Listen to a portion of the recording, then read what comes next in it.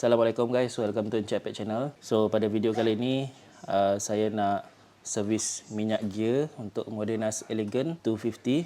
So apa yang korang perlukan ialah spanner saiz 12. Ni saiz 12. Okay.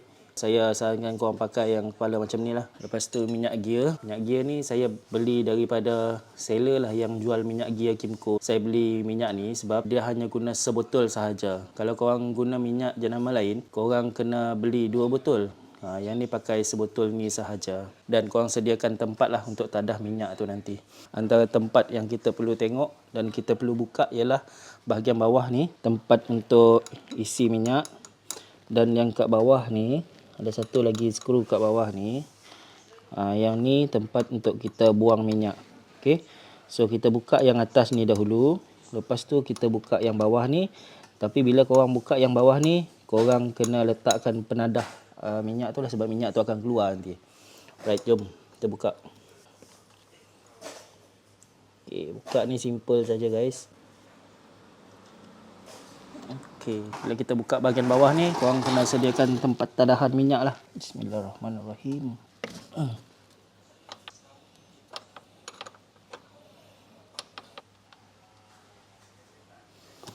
Okey. Kita tunggu minyak tu habis. Minyak cantik elok lagi. Tapi kena tukar lah sebab disarankan 2 kali servis minyak hitam. Kita akan tukar sekali minyak gear lah. Tapi kalau korang berkemampuan dan rajin, korang boleh tukar minyak gear setiap kali korang servis minyak hitam lah. Kalau saya 2 kali servis minyak hitam, baru saya tukar minyak gear lah. Minyak dah nak berhenti menitik ni. Tak payahlah tunggu sampai habis-habis sebab minyak ni elok lagi. Okay, kita lap lah dia punya permukaan. Dan kita bubuh balik dia punya ni lah. Kunci balik guna spanner 12. So kita buka kita punya gear oil. Buka guna plier. Tu dia. Dan kita letakkan ke dalam lubang ni. Tuang sampai habis guys.